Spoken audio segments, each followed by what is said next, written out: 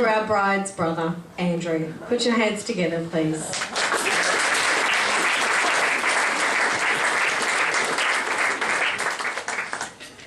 A dramatic retelling of events of which may or may not have actually happened. I first met Eileen when I was born. That is when the conflict between two titans began. But even before that, I could feel her presence whilst in the womb.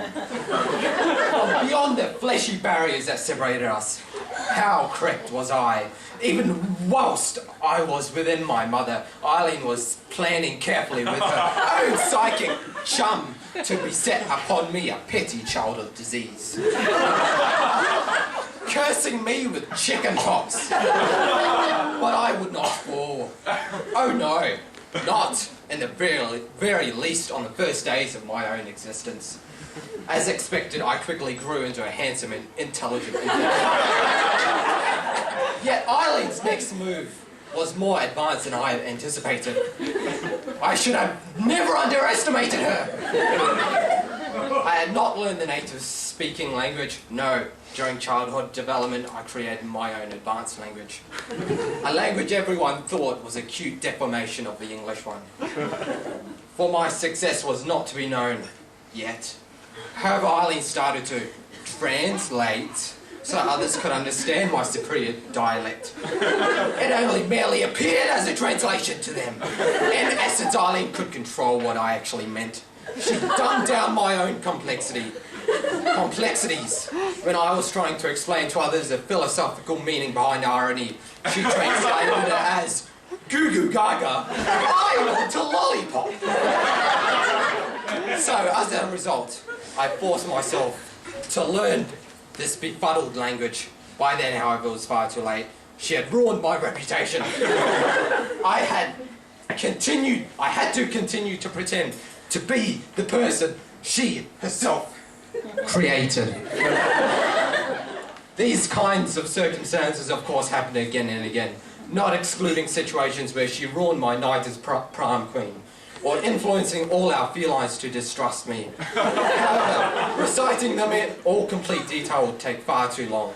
Just know that she has always been there to haunt me. Even going as far as to follow me to this very place, Charlotte. But something amazing happened. She had come into contact with Stuart. By some bizarre form of fortune, he had charmed her in some way or other.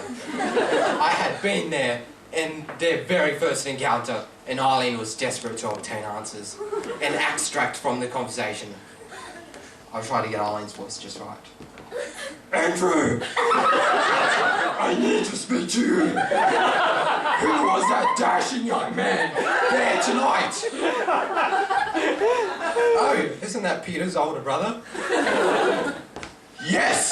Now I realise that this muscle-bound and handsome specimen must be mine! I will entrap him into my snare, and we will mutate to form one being.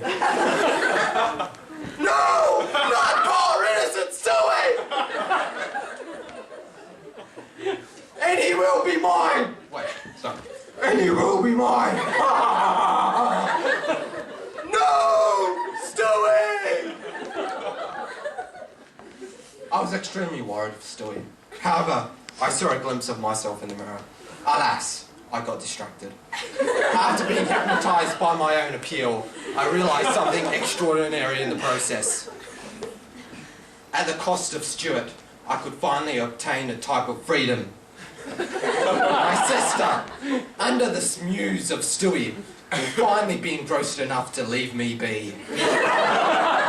This man, in a sense, could unwillingly sacrifice himself for my own benefit. It was selfish, but for the betterment of the world. The marriage, and hence Stuart himself, had to be executed. By and by, here we are. Eileen has her prey, and as a result is occupied. With Eileen out of the way, I can finally go through with my master plan, where I conquer the world! Thank you.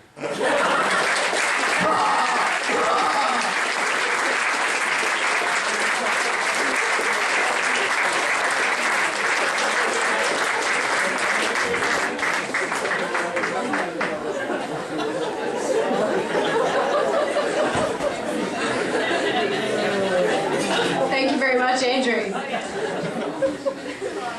That's going to be a really hard act to follow.